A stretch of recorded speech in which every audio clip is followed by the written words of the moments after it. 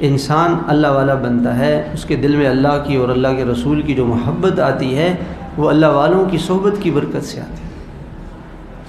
ان کی صحبت کی برکت سے آتی ہے۔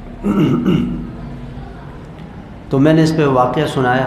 کہ ہمارے حضرت رحمۃ اللہ علیہ فرماتے تھے کہ گھر بنایا کروڑوں روپے کا، مگر اس میں وضو خانہ بیٹھ کر کے قبلہ رخ وضو خانہ ہو اور بیٹھ کے وضو کرنے کی جگہ پورے گھر میں نہیں بنائی، کیونکہ خیال ہی نہیں ہے کہ میں سنتوں پہ چلنا ہے، خیال ہی نہیں، توجہ ہی نہیں اس طرف۔ تو سنتوں کی اتباع۔ ایک مرتبہ ہمارے حضرت تشریف لائے حج کے سفر سے، تو حضرت نے کھانے کی دعوت کی، تو میں نے پوچھا حضرت آپ نے کھانے کی دعوت کیوں کی؟ فرمایا کہ جناب رسول اللہ صلی اللہ علیہ وسلم ایک مرتبہ سفر سے تشریف لائے تو آپ نے ایک جانور ذبح فرمایا اور صحابہ کے کھانے کی دعوت کی، اس لیے میں بھی کر رہا ہوں۔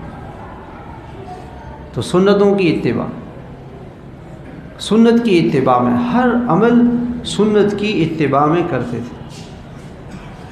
سنت کی اتباع میں کرتے۔ اخیر میں حضرت بیمار ہو گئے تھے، ذوب بھی ہو گیا تھا، کینسر کی بیماری ہو گئی تھی، تو حضرت اپنے ساتھ سفر میں خادم کو لے جاتے تھے، تو مجھ سے کہنے لگے کہ جناب رسول اللہ صلی اللہ علیہ وسلم بھی سفر میں اپنے ساتھ خادم لے جاتے تھے، اس لیے میں بھی اس سنت کو زندہ کروں۔ سنت کی نیت ہر عمل میں، حضور صلی اللہ علیہ وسلم کی سنت کی نیت، سنت کی اتباع، کہ حضور صلی اللہ علیہ وسلم کو کیا محبوب تھا، کیا پسند تھا، بس میں نے وہی کرنا ہے، میں نے وہی کرنا ہے، میری اپنی کوئی پسند نہیں، میری اپنی کوئی چاہت نہیں۔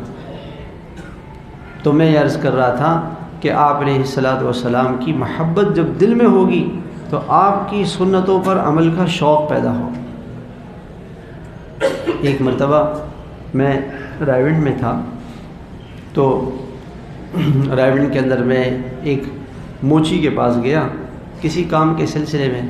تو اس نے مجھے کہا کہ ڈاکٹر امجد صاحب آئے تھے اور انہوں نے آ کر کے ایک تکیہ مجھ سے سلوایا ہے، چمڑے کا تکیہ،